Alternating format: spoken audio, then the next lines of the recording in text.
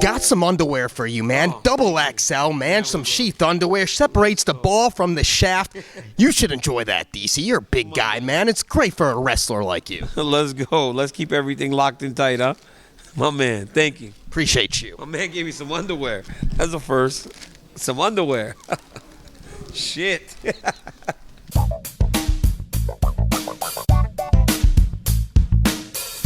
This is the Schmo with the bro, with the future Hall of Famer, the champ, the YouTuber, the broadcaster, the jack of all trades, DC Daniel Cormier in the flesh, here in Gilroy, California, at the DC Wrestling Academy. How we doing? I'm doing great. What you think of the gym? Looks great. The mural behind the Schmo, man, it's looking prime. I love it, man. I love it. We did a good job of building the place out, and all the people that helped me just continue to raise what we're doing.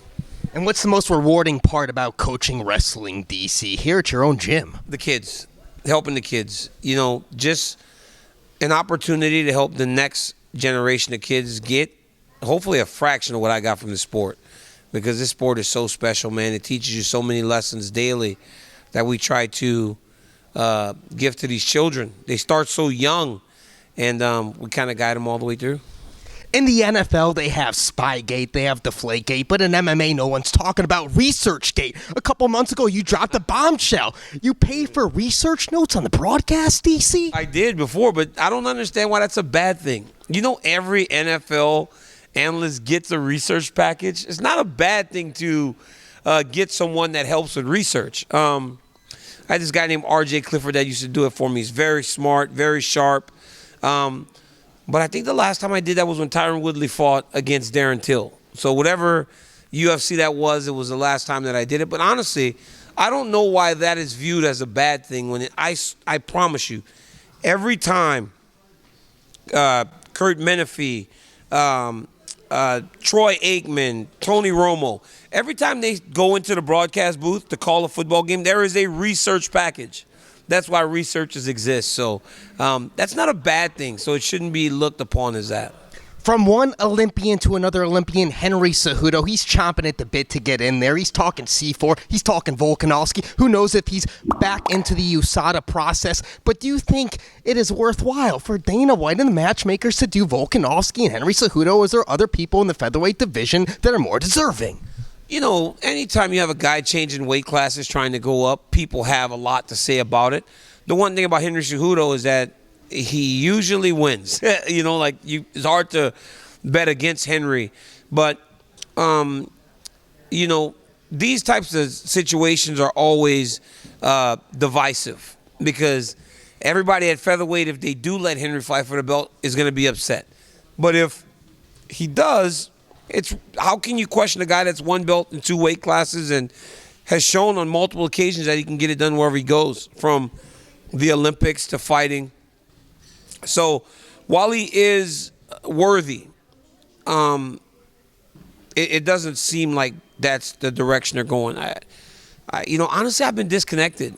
I haven't worked since December 11th, and I don't work until Anaheim. So I've been very disconnected from the sport as a whole, and to me, I think it's going to be the Korean Zombie. It looks like the champ wants to fight the Zombie, and a lot of times that usually is what happens. You're very deserving of the break, DC. They always got you working overtime. Let's talk about this Anaheim UFC 270 card. We got the heavyweights. We have Francis Ngannou versus Ciryl Gane. Do you think there's a lot of distractions on the side of Francis Ngannou? Because, listen, you got the former coach and Ferdinand Lopez coaching Gane. You got Tyson Fury barbing back and forth with Francis Ngannou, talking about a boxing match with MMA gloves. Maybe there's one fight left in the contract. Yeah. What do you make of the storylines outside of the Octagon? He's the heavyweight champion of the world, right? And honestly, that's what comes with it. I live with it myself. When I was getting ready to fight and defend my belt, it was Brock Lesnar this and this guy that, right? It's always, people are always chirping at the heavyweight champ, and that's what Francis is going through. But the reality is this. Francis Ngannou is a professional, and he has to understand that the biggest fight of his career is in Anaheim, because I think matchup-wise, it's a very difficult fight. So he's got to find a way to avoid the distractions and stay locked in on Ciryl Gane. Ferdinand Lopez doesn't fight, but he's doing a good job as a manager and a coach of really imparting himself into the equation. And as an athlete, Francis probably looks at him and goes, man, you know, for everything that's happened afterwards, at one point it was you and me. And that has to bother him. Who do you think's most deserving in the heavyweight division to face the winner of this championship bout? Because obviously we got talks about Jon Jones, who's moved up in the heavyweight division. There's Stipe Miocic, who recently turned down a fight with Derek Lewis, apparently by Crew Bob Perez, his coach. The Schmo saw that on Instagram. Who do you think is worthy of the title shot? You know, honestly, man, it's just a matter of when Jones gets there, right? And rightfully so. You know, for all that he's done at 205, when he goes to heavyweight, it is his matchup to turn down. It has to be for Jon Jones and what he decides to do. So as much as Stipe is probably deserving, are we talking deserving or what's going to happen? Because even though Stipe is deserving, Jones makes it known that he is at heavyweight and ready to fight. He's going to be the guy that gets the title fight. And Jones is training with Henry Cejudo, who the Schmo brought up at the beginning of this interview. Yeah, he is, you know, and honestly, man, you got to step outside of your comfort zone, and that seems like what Jones is doing as he prepares for this move up. Look, it's hard to deny what Henry Cejudo is. He's a winner. He's won at every level, and you attach yourself to that when you have big goals. What do you make of Hamza Chemayev? He's booked now with Gilbert Burns. Do you think if Hamza Chemaev gets through Gilbert Burns, he's worthy of a title shot in the welterweight division? I didn't even know that fight was made. That's a fantastic fight. I mean, that is one that gets you excited. You know, there are contender fights that are fun, but this one that gets you excited. You know, Hamza Chemaev beats a Gilbert Burns. It's going to be hard to deny him a championship fight. And I think that's a good fight, him and Kamaru Usman, if he can get through Burns. Now, also, the champion at the lightweight division, Charles Oliveira, recently stated that he would welcome a fight with Conor McGregor. Obviously, McGregor's on a losing streak. Obviously, he's recovering from that gruesome leg injury.